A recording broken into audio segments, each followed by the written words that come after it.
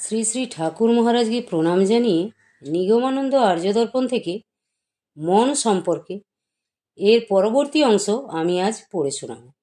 যদি আপনাদের ভালো লেগে থাকে তাহলে চ্যানেলটিকে সাবস্ক্রাইব করবেন, লাইক করবেন, কমেন্ট করবেন এবং শেয়ার করে সাথে থাকবেন। জয় গুরু। আমাদের মন খুবই চঞ্চল।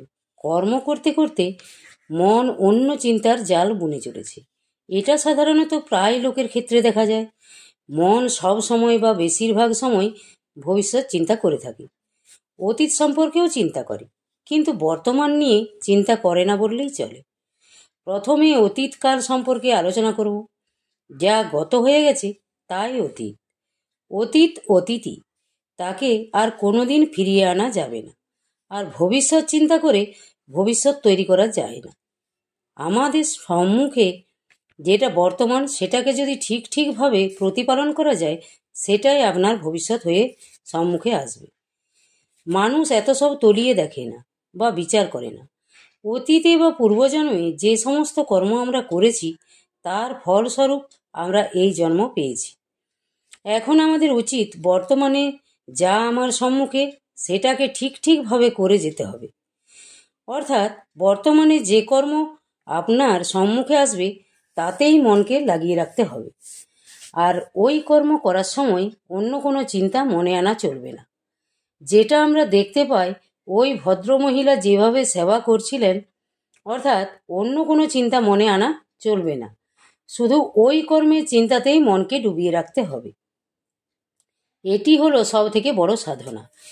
এই সাধনায় সিদ্ধ হতে হলে আপনি অনেক অজানা জিনিস জানতে পারবেন। আরেকটি উপমা দিয়ে বোঝাবার চেষ্টা করছি। মনে করুন, একটি ক্লাসে 50 জন ছাত্র রয়েছে। একজন মাস্টারমশাই একই পড়া ওই 50 জন ছাত্রকে পড়াচ্ছে। কিন্তু বাস্তব ক্ষেত্রে দেখা যায় কেউ ফেল করছে, আবার কেউ প্রথম হচ্ছে। এর কারণ কি? কারণ আর কিছুই নয়, কারণ হচ্ছে মন।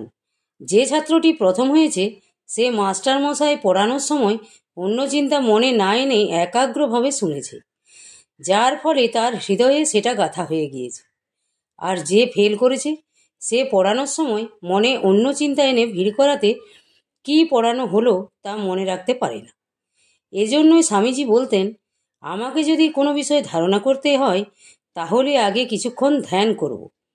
অর্থাৎ মন থেকে সব রকম বিষয় চিন্তা ত্যাগ করে মনকে ফাঁকা করার চেষ্টা করব। মন যত চিন্তামুক্ত হবে, ততই আপনি অন্য জিনিস ধারণা করতে সক্ষম হবেন। এই হলো পন্থা। এক কথায়, যখন যেরকম অবস্থা আপনার সম্মুখে আসবে, তাতেই মনকে লাগিয়ে রাখতে হবে। এটি করতে পারলে এর ফল অমোঘ। কিন্তু প্রায় মানুষই তা পারে না, যার ফলে তা আমাদের ভবিষ্যৎ সুন্দর হয়ে গড়ে ওঠে না। এক ব্যক্তি, তার মন এতই চঞ্চল, যার ফলে তার মনের মধ্যে একটা ভয় ভাব সবসময় ক্রিয়া করে। এই বুঝি এই হয়ে গেল, এই বুঝি ওই হয়ে গেল ইত্যাদি নানা রকম ভীতিমূলক চিন্তা তার মনের মধ্যে ক্রিয়া করতে থাকে। কিছুতেই মনকে শান্ত করতে পারে না। অবশেষে সেই ব্যক্তিটি গৌতম বুদ্ধের কাছে গিয়ে তার মনের অবস্থা খুলে বলে, আর বলে কি করে এর হাত থেকে রেহাই পাব, তার উপায় বলে দিন। গৌতম বুদ্ধ বলেন, ঠিক আছে, আজকে বাড়ি যাও, আগামীকাল ভোর 4টার সময় এখানে আসবে এবং মনটাকে সাথে করে আনবে। তখন ব্যক্তিটি বাড়ি যেতে যেতে ভাবছে, সবাই বলে গৌতম বুদ্ধ এর উপায় বলতে পারবেন, আর এ তো দেখছি আর এক পাগল। মনকে সাথে করে নিয়ে যাওয়া যায় কি? যত সব আজগুবি কথা। এই সব ভাবছে আর মনে করছে এর ক্লাসে এসে ভুলই করেছি। এই সব নানা রকম চিন্তা করতে করতে বাড়ি ফিরে যায়। তারপর আবার মনে হলো, বলছে যখন একবার গিয়েই দেখা যাক না কি হয়। এই ভেবে ভোর 4টার সময় তার কাছে হাজির হতেই বুদ্ধদেব বললেন, কি মনটাকে সাথে করে এনেছ? ব্যক্তিটি বলে, মন কি সাথে করে আনা যায় নাকি? ও তো আমার ভিতরে আছে। এই শুনে বুদ্ধ বললে, ও তাই নাকি? আচ্ছা ঠিক আছে, তুমি এক কাজ করো, এইখানে আসন করে বসে চোখ বন্ধ করে তোমার ভিতরে অন্বেষণ করো। মনটা কোথায় আছে দেখার চেষ্টা করো। ওই ব্যক্তিটি বুদ্ধের কথা মতো আসন করে বসে ভিতরে মনকে দেখার চেষ্টা করতে থাকে। এইভাবে কয়েক ঘন্টা অতিবাহিত হওয়ার পর ব্যক্তিটি আসন ছেড়ে উঠে পড়ে। তখন গৌতম বুদ্ধ বলেন, কি মনের দেখা পেলে? ব্যক্তিটি বলে, না, মনকে খুঁজতে বা দেখতে গেলে মন হারিয়ে যায়, পাওয়া যায় না। ঠিক আছে, আজ বাড়ি যাও, আবার কাল ঠিক এই সময়ে আসবে, কেমন? বাড়ি যেতে যেতে ভাবে, সাধুর পাল্লায় পড়লাম। মনকে কি বের করা যায় নাকি? মনকে কি খুঁজে বের করা যায় নাকি? আর ভাবে, কাল আর আসবো না। এই রকম 7-5 ভাবতে ভাবতে বাড়ি ফিরে যায়। বাড়ি ফিরে ভাবে, আগের অপেক্ষা কিছুটা যেন শান্তি অনুভূত হতো।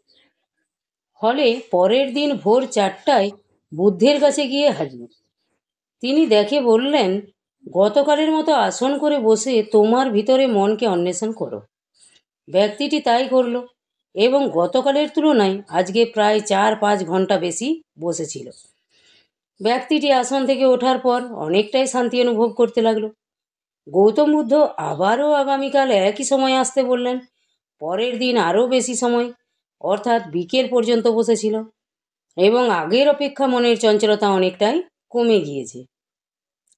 পরের দিন এসে বসেছিল প্রায় সন্ধ্যা পর্যন্ত। এরপর বুদ্ধ জিজ্ঞাসা করেন, কি মনকে খুঁজে পেলে? তখন ব্যক্তিটি বলে যে, মনের দিকে লক্ষ্য দিলেই আর মনকে দেখতে পাওয়া যায় না, কোথায় মিলিয়ে যায়। কিন্তু যে মানসিক চিন্তা আমাকে অশান্ত করে রেখেছিল, এখন সেটা নেই, মনে হচ্ছে একটু শান্তি অনুভব করছি। তখন গৌতম বুদ্ধ বলেন, তুমি ঠিকই বুঝেছ। আসলে মনের একার কোনো ক্ষমতা নেই বা ক্রিয়া করতে পারে না। যখনই ও তোমাকে পেয়ে যায়, তখনই ওর ক্রিয়া বা খেলা শুরু হয়ে যায়। আর দেহের মধ্যে মনের ক্রিয়া বা মানসিক চিন্তা যত কম হবে বা কম করতে পারা যাবে, ততই ভালো। যখনই অন্তঃকরণে মনের ক্রিয়া শুরু হবে, তখনই যদি ভিতরে লক্ষ্য দিতে পারা যায়, তাহলে আর ক্রিয়া করতে পারে না। আর মনকে স্থির করার উপায় হলো ধ্যান, অর্থাৎ মনের গতির দিকে লক্ষ্য রেখে চলা। এটি যখন আপনার অভ্যাসে পরিণত হয়ে যাবে, তখন মন আর ক্রিয়া করতে পারবে না। আরও সহজ পদ্ধতি হলো, আগে থেকে নানা রকম চিন্তা না করে যখন যা বা যে অবস্থা আপনার সম্মুখে আসবে, তাতে মনকে লাগিয়ে রেখে চলা অভ্যাস করা, অর্থাৎ বর্তমান নিয়ে চলা অভ্যাস করা।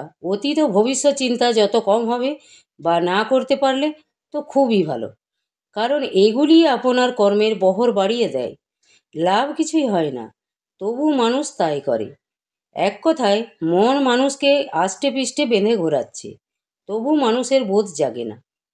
পরিশেষে জানাই, মনের গুণের কথা বলে বা লেখনীতে লিখে শেষ করা যাবে না। কত রকম ভাবে যে মানুষের মধ্যে ক্রিয়া করছে, তার ইয়ত্তা নেই। আসলে মন তো আপনার মণিকোঠায় রাজা সেজে বসে রয়েছে। এটি যতদিন না মানুষ বুঝতে বা অনুভব করতে পারছে, ততদিন মনের হাত থেকে রেহাই নেই। গুরু কৃপাই বলুন বা সৎসঙ্গের ফলেই বলুন, যখন মানুষ বুঝতে বা জানতে পারবে যে আমার মনই আমাকে ভোগাচ্ছে, তখন মানুষের চেতনা জাগে। এর হাত থেকে কি করে মুক্ত হওয়া যায়, তার প্রতিকারের চেষ্টা করতে হবে। আসলে মনের নিজস্ব কোনো ক্ষমতা নেই, ও আপনাকে সাথী করে বাঁদর নাচানোর মতো নাচাচ্ছে। আর যদি মনের গতির দিকে লক্ষ্য দিতে পারেন, তাহলে ওর ক্রিয়া বন্ধ হয়ে যাবে, আর ক্রিয়া করতে পারবে না। এই হলো পন্থা। মোট কথা, যেভাবেই হোক, অর্থাৎ ধ্যানের মাধ্যমে বা অন্য কোনো পদ্ধতি অবলম্বন করে মনের গতির দিকে লক্ষ্য রাখা, ব্যাস, ওর ক্রিয়া বন্ধ হয়ে যাবে। আরও একটা বড় কথা হলো, আপনার মনই আপনার বড় শত্রু, বাইরের কেউ নয়। জয় গুরু, জয় গুরু। আজ আমি এখানেই শেষ করছি। জয় গুরু।